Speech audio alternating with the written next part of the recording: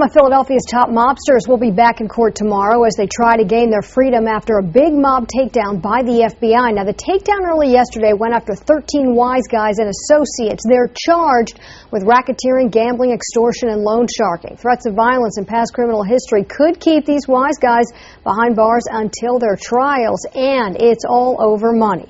A federal indictment event alleges that the wife of mob boss Joe Ligambi got some of the criminal proceeds, and she was not charged in the case. Fox 29's Dave Schratweiser all over this one. He's live at the federal courthouse. And Dave, this was all about greed, and for these mob guys, that could translate into some serious jail time. Yes, Lauren, it could if they're convicted. You know, tonight we're going to take a look at the money-making scheme that's at the heart of this case. Almost every crime charged in this 50-count indictment is linked to illegal video poker machines and gambling. Got it. When state and federal investigators swooped down and scooped up nearly 100 illegal video poker machines in 2 raids over the past 5 years, they went right for the local mob's financial lifeline. On Monday, those raids finally took out the hierarchy of the local mob. It's pure profit. It's pure net. Former federal prosecutor Barry Gross says it's illegal video poker and gambling fueled by loan sharking and extortion that makes the mob go round. Those machines are money in the bank.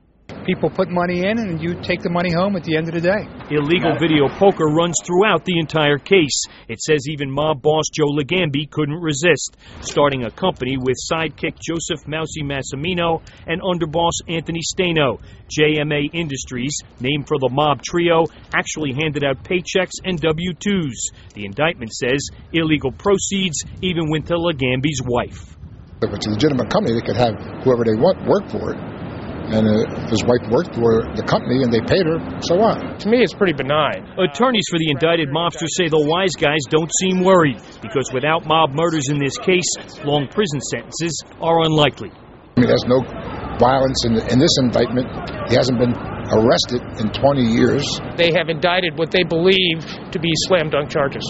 But mob watchers say some of these defendants may have a hard time doing 10 to 20 years, especially those who've been in prison before.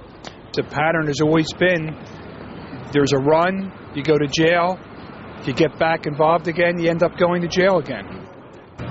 Now, the 86 machines confiscated by the state and the feds, they could generate $2 to $4 million. Tomorrow, we will have 2 top mobsters in court for bail hearings. Anthony Staino, the underboss, mob captain Gaten Lucibello. Staino, you may remember from yesterday, is charged with making some very serious threats of violence, including, I'll put a bullet in his head and I'll get 2 mob gorillas to chop him up. Those words could come back to haunt him, Lauren. Wow, these bail hearings going on all week. When does the boss get his?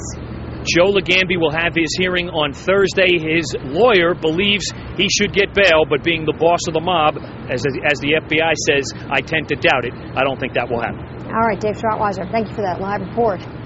And Tom's